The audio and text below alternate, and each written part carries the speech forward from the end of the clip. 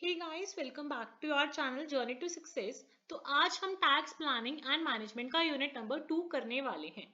देखो, इसमें हमें बहुत ज़्यादा डेफिनेशंस लिखी हुई हैं सिलेबस में, बट आई वुड रिकमेंड कि आप यूनिट 2 में से अगर आपको क्वेश्चन आता है carry forward and setting of losses, तो आप वो वाला क्वेश्चन करके जाना।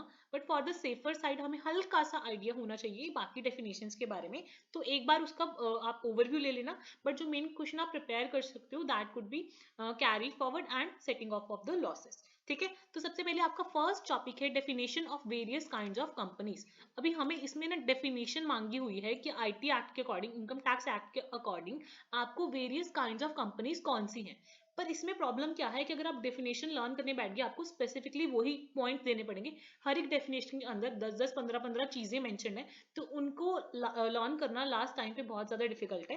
तो अगर आप मेरी बात मानो तो आप पहले क्या करो, ये 9 पॉइंट्स ही याद कर लो, वही बहुत है। Types of companies under the income tax. अगर इनके से क्वेश्चन अटेम्प्ट करना आ गया तो अंदर तो आप अपनी तरफ से थोड़ा सा एक्सप्लेन कर सकते हो, बट आपको नाम याद होना चाहिए।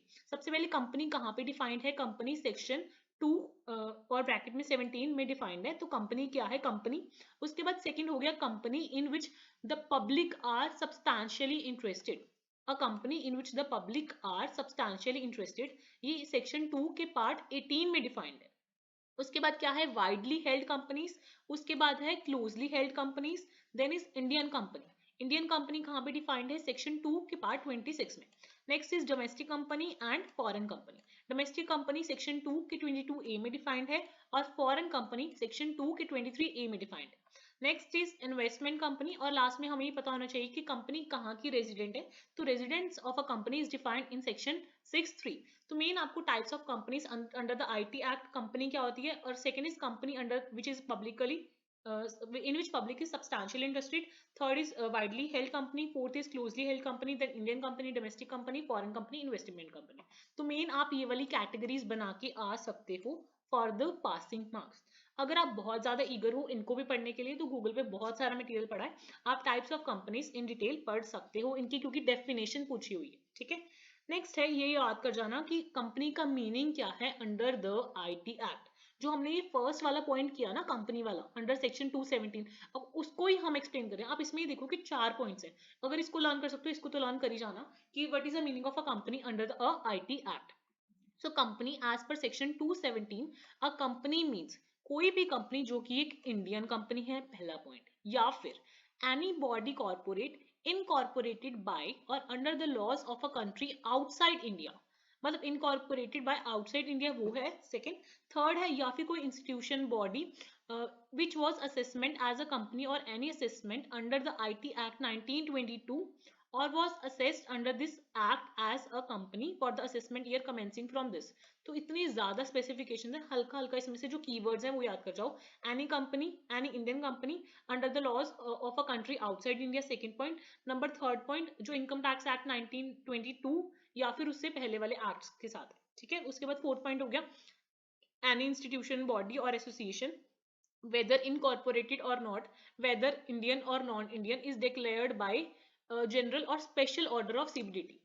तो पहला हो गया इंडियन कंपनी, सेकंड हो गया जो कंपनी आउटसाइड इंडिया है, थर्ड जो लॉज के जो स्पेसिफाइड लॉज हैं उनके आगे पीछे है, और मतलब उनसे आने से पहले है, और फोर्थ इज कि अगर कोई जनरल या स्पेशल ऑर्डर दे दिया सीबीडीटी ने, वो वाली कोई कंपनी हो जाएगी। तो बेसिकली 4 पॉइंट्स याद करके जाने हैं हमें। Company as per the section 217 company का मतलब क्या है, इसमें हम मेनली सेटिंग ऑफ और कैरिंग वाला ही अच्छे से पढ़ेंगे। ठीक है, उसके बाद है residential status of a company. Residential status अभी कैसे डिटरमाइन होता है किसी कंपनी का, और उसके क्या इफेक्ट्स होते हैं टैक्स प्लानिंग में, ये पढ़ने वाले हैं। ठीक है, अभी आपको मैं रेजिडेंशियल स्टेटस बता रही हूँ किसी भी कंपनी का। तो अभी देखो रेजिडेंशियल स्टेटस में क्या है कि अगर कोई इंडियन कंपनी है तो ऑब्वियसली वो हमेशा रेजिडेंट इन इंडिया है। ठीक है, अगर कोई फॉरेन कंपनी है वो सिर्फ तभी रेजिडेंट इन इंडिया होगी अगर ड्यूरिंग द प्रीवियस ईयर जो कंट्रोल एंड मैनेजमेंट है उसके अफेयर्स का वो होली इन इंडिया था। अगर कोई फॉरेन कंपनी है वो एनआरआई तब होगी, मतलब नॉन रेजिडेंट तब होगी अगर वो पार्शियली या wholly situated out of the India है for the control and management. For example हम ये टेबल देख लेते हैं, अगर control and management wholly in India है तो दैट इज इन, अगर कोई इंडियन कंपनी है, इंडियन कंपनी हमेशा क्या होगी, रेजिडेंट होगी। बेशक उसका जो कंट्रोल एंड मैनेजमेंट है आउटसाइड इंडिया है या पूरा इंडिया में है या पार्शियली इंडिया में है या partially outside India, Indian company will always be a resident of India. पर अगर कोई company other than Indian company है, अगर तो उसका control and management wholly in India है, तभी वो सिर्फ रेजिडेंट होगी। अगर वो होली आउटसाइड है या पार्शियली इन इंडिया या पार्शियली इन आउटसाइड इंडिया है, उन दोनों केसेस में कोई भी फॉरेन कंपनी क्या होगी, नॉन रेजिडेंट होगी। कंपनी को रेजिडेंट एंड नॉन रेजिडेंट समझने में सबसे इफेक्टिव टर्म कौन सी है, पोइम। पोइम का मतलब है प्लेस ऑफ इफेक्टिव मैनेजमेंट। यही तय करता है कि कोई भी कंपनी इंडियन कंपनी है या मतलब कोई भी कंपनी जो इंडियन या फॉरेन कंपनी है उसको हम रेजिडेंट कंसीडर करेंगे या नॉन रेजिडेंट। तो कहते हैं अगर कोई भी इंडियन कंपनी है वो तो हमेशा ही रेजिडेंट होगी, बट अगर कोई इंडियन कंपनी नहीं है और उसका जो अगर तो वो पूरा होल इन इंडिया मैनेज करिए सिर्फ, तभी वो रेजिडेंट होगी। और अगर थोड़ा सा भी या पूरा आउटसाइड है तब वो नॉन रेजिडेंट हो जाएगी फॉरेन कंपनी। ठीक है, अभी आपको क्लियरली बता दिया कि रेजिडेंशियल स्टेटस ऑफ कंपनी कहाँ पे डिफाइंड है, सेक्शन 6(3) में डिफाइंड है, मतलब इनकम टैक्स एक्ट के। और इंडियन कंपनी ऑलवेज रेजिडेंट होगी। और फर्दर ये क्लासिफिकेशंस आपको बता दी, अगर आपको टर्नओवर के बेसिस पे करनी है तो आप ये रीड आउट कर सकते हो। ठीक है, उसके बाद place of effective management, point मैंने आपको बताया था कि वो होता क्या है। The place of effective management in case of a company engaged in activity outside India shall be presumed to be outside India. अगर वो अपनी ज्यादातर बोर्ड मीटिंग्स आउटसाइड इंडिया कर रही है तो आउटसाइड इंडिया ही हम प्रिज्यूम करेंगे। अब एक्टिव बिजनेस आउटसाइड का मतलब क्या है, इसका मतलब है कि जो पैसिव इनकम है is not more than 50% of total income, less than 50। ये अगर आपको लर्न करना है आप ये पढ़ सकते हो, बट ये बहुत ज्यादा कॉम्प्लिकेटेड हो जाएगा। अगर आपको पढ़ना है तो आप पढ़ लो, पैसिव इनकम क्या होती है, एक्टिव इनकम क्या होती है, ये अगर आप पढ़ सकते हो, लर्न कर सकते हो, तो आप स्क्रीनशॉट लेके इसको पढ़ सकते हो। बट आप ये केस स्टडी जरूर याद कर जाना ताकि आप वहां पे एक्सप्लेन कर सको with an example. For example इन्होंने बोला कि एक्स लिमिटेड इंडियन कंपनी है। जिस इंडियन कंपनी है क्लियरली जस्टिफाई कर दिया उन्होंने कि एक्स लिमिटेड क्या है, इंडियन कंपनी है। उसके 10 शेयर होल्डर्स हैं जो फॉरेन सिटीजन हैं और नॉन रेजिडेंट है। और जो बिजनेस ऑफ अ कंपनी है is fully control outside India. तो अब आपको रेजिडेंशियल स्टेटस बताना है। क्लियरली मैंने आपको बताया कि अगर वो इंडियन कंपनी है तो कुछ नहीं देखना, सिंपली वो क्या बन जाएगी, रेजिडेंट ऑफ इंडिया बन जाएगी। So X limited is an Indian company, so an Indian company is always an resident. बाकी कोई फर्क नहीं पड़ता कहाँ कंट्रोल हो रहा है, क्या हो रहा है, तो वो एक इंडियन कंपनी ही रहेगी और वो एक रेजिडेंट इन इंडिया ही रहेगी एज पर द टेबल। तो ये आप एग्जाम्पल्स जितनी मर्जी कोट कर सकते हो इस बेसिस पर। समझ आ गई ये चीज। अभी नेक्स्ट इंसिडेंट ऑफ टैक्सेशन कैसे होगा। अगर तो मतलब रेजिडेंट इन इंडिया है और इंडियन इनकम है, ऑब्वियसली टैक्सेबल इन इंडिया होगी। और नॉन रेजिडेंट इन इंडिया पर इंडियन इनकम है तो भी टैक्सेबल इन इंडिया होगी। अगर फॉरेन इनकम है एंड रेजिडेंट इन इंडिया है तो टैक्सेबल इन इंडिया होगा। Only in the case of non resident in India and foreign income non taxable in India होगा। अब ये आ जाता है मोस्ट इंपॉर्टेंट क्वेश्चन जो हमें अटेम्प्ट करने के सोच रहे हैं हम, that is carry forward and set of of losses. तो इसको भी हम ध्यान से समझते हैं। तो अभी हमें जो क्वेश्चन अटेम्प्ट करना है यूनिट 2 में से मोस्ट प्रोबेबली वो है carry forward and set off losses. ठीक है, ये थोड़ा सा डिफिकल्ट है, बट अगर आपको मीनिंग समझ आ जाता है आप इजीली अच्छे से ये क्वेश्चन अटेम्प्ट कर सकते हो। तो स्टार्ट करते हैं ये टॉपिक। देखो अभी हमारा टॉपिक है assessment of companies including carry forward and set off losses. अब सेट ऑफ का मतलब क्या है, set of means adjusting the loss against the profit of that financial year. अगर आपको लॉस हो जाता है आप उस लॉस को against the profit set off कर देते हो, इसका मतलब है adjust the loss against the profit. If there is no adequate profit to set off the entire loss, तो उस लॉस को हम कैरी फॉरवर्ड कर देंगे to the next assessment year. बाकी जितने भी कंडीशन है अगर हम उनको सेटिस्फाई करते हुए तो हम पिछले लॉस को अगले असेसमेंट ईयर में कैरी फॉरवर्ड कर सकते हैं। ठीक है, if it is not possible for an assessee to set off the loss against inter-source adjustments and inter-head adjustments, he can carry forward the same to the next assessment year. अब आपको यहाँ पे ना एक वर्ड बड़ा खटक रहा होगा, that is inter source adjustment और इंटर हेड एडजस्टमेंट। तो अब ये समझ लेते हैं कि इंट्रा हेड और इंटर हेड एडजस्टमेंट क्या है। इंट्रा हेड का एडजस्टमेंट का मतलब है if in any year the tax payer has incurred the loss from any source under a particular head of income, then he is allowed to adjust such loss against income from any other source falling under the same head। मतलब अगर आपको कोई loss हुआ है और income हुई है तो आप सेम हेड में ही एडजस्टमेंट कर रहे हो, तो दैट इज इंट्रा। इंट्रा मतलब with in the same head. और इंटर हेड एडजस्टमेंट हो गया कि अगर आपको कहीं और लॉस हुआ है और आप किसी और हेड की इनकम के अंदर भी एडजस्ट कर रहे हो, that is inter head adjustment. ठीक है, इसका आपको डेफिनेशन में दोबारा बताती हूँ इंटर हेड एडजस्टमेंट की, वो क्या है। After making intra-head adjustment, the next step is to make inter head adjustment. पहले तो आप इंटर हेड एडजस्टमेंट ही करोगे, अगर उसके बाद स्टिल आपका लॉस है तो in that year the tax payer has incurred a loss under one head of income and is having income under the another head of income, तो वो उस लॉस को from one head against the other head adjust कर सकता है। For example यहाँ पे लिखा हुआ है कि under the head of house property आपको लॉस हुआ है, बट आपने उसको सैलरी इनकम के अगेंस्ट क्या कर दिया, एडजस्ट कर दिया, then that is inter head adjustment. अब आपको सेट ऑफ समझ आ गया कि आपको जो प्रॉफिट हुआ है उसके अगेंस्ट आपने जो आपका लॉस हुआ है उसको एडजस्ट कर दिया। पर अगर इन केस आपका वो नहीं हो पा रहा है, उस एडजस्टमेंट ईयर में आपका लॉस इतना ज्यादा है, तो आप उसको नेक्स्ट ईयर में क्या कर सकते हो, नेक्स्ट असेसमेंट ईयर में कैरी फॉरवर्ड कर सकते हो। ये बेसिकली इसका मतलब हो गया, ठीक है।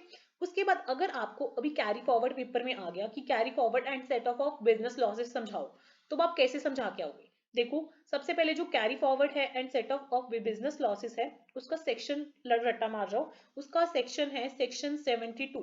तो carry forward and set off business losses कहाँ पे आता है, सेक्शन 72 में आता है।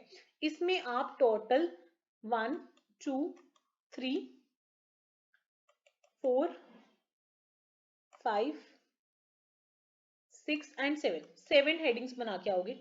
अंदर कुछ समझ आ रहा है, नहीं आ रहा, फिलहाल के लिए आपने ये 7 हेडिंग्स बना के आनी है पेपर में। सबसे पहले आप लिखोगे carry forward and set off business losses under section 72। Then आप 7 पॉइंटर्स बना के आओगे। इसके अंदर भी आपको मैं बताऊंगी क्या क्या लिखना है, बट 7 पॉइंटर्स सभी ने बना के आने हैं, ठीक है। तो अभी सबसे पहले सातों हेड्स के नाम फटाफट लर्न कर लेते हैं, ठीक है। सेक्शन 72 आ गया। फर्स्ट हेड आप लिखोगे business losses can be adjusted only against business income. Easy point है कि बिजनेस लॉस को हम सिर्फ बिजनेस इनकम के अगेंस्ट ही एडजस्ट कर सकते हैं, ठीक है। सेकेंड पॉइंट है business in respect of which loss is incurred may और मे नॉट बी कंटिन्यूड, ठीक है। जिसके अगेंस्ट आपको बिजनेस लॉस हुआ है वो आप कंटिन्यू भी कर सकते हो और ना कंटिन्यू भी कर सकते हो, ठीक है। थर्ड पॉइंट है losses can B set of only by the assessee who has incurred the loss. तो लॉस सिर्फ वही सेट ऑफ कर सकता है, वही असेसी जिसने लॉस इंकर किया है। ये 3 पॉइंट्स आपको एज इट इज लिख के आने। फोर्थ, क्या पीरियड है कैरी फॉरवर्ड ऑफ लॉसेस का, ये मैं आपको यहाँ पे डिटेल में बताऊंगी। अभी अभी क्या ऑर्डर है, पीरियड हो गया कि किस पीरियड तक आप कैरी फॉरवर्ड कर सकते हो। नेक्स्ट पॉइंट हो गया क्या ऑर्डर है सेटिंग ऑफ का। नेक्स्ट है return of losses and last point है carry forward and set off losses of certain companies. और जो सर्टेन कंपनीज वाला है वो आपका आएगा सेक्शन 79 के अंडर। इसके अंदर बहुत ज्यादा डीप एक्सप्लेनेशन है, वो हम स्किप कर देंगे। हेडिंग बना के अंदर से अपनी तरफ से लिखाना कि सेक्शन 79 का पार्ट है और सर्टेन कंपनीज के अंदर different different set of rules होते हैं, ठीक है। 7 पॉइंटर्स क्लियर हो गए। अभी सेट ऑफ क्लियर हो गया क्या होता है, कैरी फॉरवर्ड क्लियर हो गया क्या होता है। अब इसका सेक्शन मैंने आपको बताया, सेक्शन क्या है 72 है। अब इसके अंदर मैं आपको बता देती हूँ कि कौन कौन से कीवर्ड्स हैं जो हमें फॉलो करने हैं। वो कीवर्ड्स क्या हैं, देखो कहते whether the loss under a head profits and gain of a business और अ प्रोफेशन अदर देन, मतलब इसमें क्या है कि हमें बिजनेस लॉस को एडजस्ट करना है अगेंस्ट द बिजनेस इनकम, ठीक है। अब ये वाला जो पैराग्राफ है इसमें मैं आपको इंपॉर्टेंट कीवर्ड्स बता देती हूँ। उससे पहले ये पैराग्राफ आपको मैं रीड करके बता रही हूँ क्या लिखा हुआ है इसमें। कहते कि under the loss where the loss under the head of a profit and gain of a business or a profession other than loss from speculation business or loss from specified business could not be set off in the same assessment year because either the assessee had no income under any other head or the income was less than the loss, ठीक है। such loss could not be set off in the same assessment year and can be carried forward to the following assessment year and it shall be set off against the profit and gain of the business or profession subject to the following conditions। तो ये जो 7 points हम पढ़ने जा रहे हैं ये हमारी 7 कंडीशंस है। कहते पहले तो उसी साल सेट ऑफ करो, अगर नहीं होता तो आप जितनी भी कंडीशन इंप्लाई होती हैं उनके अकॉर्डिंग उनको कैरी फॉरवर्ड कर सकते हो सिंपली, ठीक है। अभी आपका फर्स्ट पॉइंट आ जाता है business loss can be adjusted only against the business income. कहते जो आपको लॉस हुआ है वो आप सिर्फ बिजनेस इनकम के अगेंस्ट ही सेट ऑफ कर सकते हो।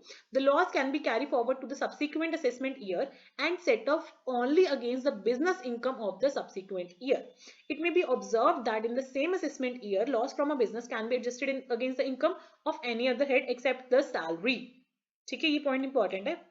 However, where the loss is carried forward to the subsequent year, it can be adjusted only against the business year.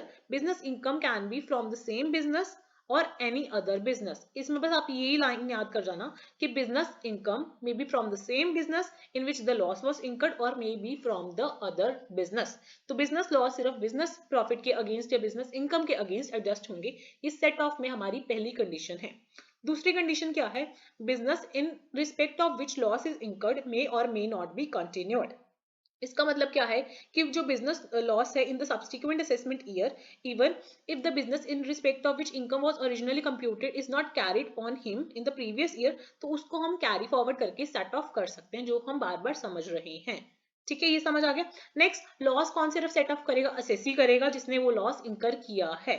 ठीक है, वो सेम असेसी ही उसको कैरी फॉरवर्ड करेगा जिसके हाथों से वो लॉस हुआ है। तो is the person who can carry forward the loss and set of. ठीक है, वही पर्सन कर सकता है। नेक्स्ट, अभी पीरियड क्या है, कितने टाइम पीरियड के लिए हम उस लॉस को कैरी फॉरवर्ड कर सकते हैं? कोई ड्यूरेशन दोगी? ऐसे तो आप सालों साल करते रहो और कोई टैक्स ना दो।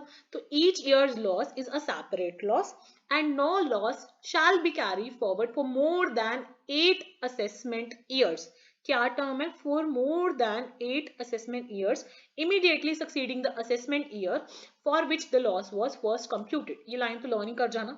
ठीक है, 8 सालों से ज्यादा आप नहीं कैरी कर सकते। फॉर एग्जांपल इन्होंने कहा कि आपका प्रीवियस ईयर 1917 टू 1980 है, तो आपका असेसमेंट ईयर 18-19 हो गया, तो आप उसको कब तक कैरी फॉरवर्ड कर सकते हो? 2016-17 तक कर सकते हो। और ये एग्जाम्पल लर्न कर जाना। ठीक है, और इन्होंने बोला है कि बिसाइड्स दिस, जो स्पेसिफाइड होते हैं वो तो आप 8 साल तक कैरी कर सकते हो। उसके अलावा ये 3 चीजें ऐसी हैं जिनको आप indefinitely कैरी फॉरवर्ड कर सकते हो। Carry forward indefinitely although they are not business losses as per income tax law। जो ये तीनों चीजें हैं ना, इन्हें हम बिजनेस लॉस की श्रेणी में नहीं डालते, इस वजह से इन तीनों को आप कैरी फॉरवर्ड कर सकते हो फॉर indefinitely। ये 3 चीजें क्या हैं? अभी unabsorbed depreciation, पहला point. Second point, unabsorbed capital expenditure on the scientific research, and third point is unabsorbed expenditure on family planning. ठीक है, अभी आपको समझ आ गया कि कितने पीरियड तक हम कैरी फॉरवर्ड कर सकते हैं। अभी ऑर्डर क्या है? ऊपर वाला ये सब छोड़ देना, आप जस्ट ये पढ़ के जाना ऑर्डर क्या है। देखो, जो मैंने आपको बताया था कि इनडेफिनेट पीरियड के लिए आप कर सकते हैं, वो आपका हो गया 4th, 5th and 6th point. Unabsorbed depreciation, unabsorbed capital expenditure on scientific research, unabsorbed expenditure on family planning. ये आपके लास्ट 3 पॉइंट हो गए। सबसे पहले आएगा पहला point, current year depreciation. Next है करंट ईयर का capital expenditure on the scientific research, और थर्ड आ गया ब्रॉड फॉरवर्ड, जो आपके पिछले ब्रॉड फॉरवर्ड लॉसेज हैं। उसके बाद ये वाली चीजें। तो आपका ऑर्डर क्या है? करंट ईयर का डेप्रिसिएशन, करंट ईयर का साइंटिफिक रिसर्च का एक्सपेंडिचर, उसके बाद करंट ईयर का एक्सपेंडिचर ऑन फैमिली प्लानिंग, उसके बाद जो ब्रॉड फॉरवर्ड वाले हैं, उसके बाद अनअब्सॉर्ब्ड वाले तीनों जो हमने इंडेफिनिट पीरियड के लिए कैरी फॉरवर्ड किए थे। So this is the order of set off. उसके बाद रिटर्न ऑफ लॉस। तो कहते हैं कि the return of loss must have been furnished before the due date. तो जो रिटर्न ऑफ लेट है वो ड्यू डेट से पहले पहले होना चाहिए। और उसके बाद सर्टेन कंपनीज के कुछ स्पेसिफाइड रूल्स होते हैं, वो आप 7वें पॉइंट में मेंशन कर देना। आई होप अगर आपको अभी कैरी फॉरवर्ड और सेट ऑफ वाला क्वेश्चन आ जाता है तो आप कुछ तो अटेम्प्ट करने लायक बन गए हो। ठीक है, so if you like the video don't forget to like, share and subscribe.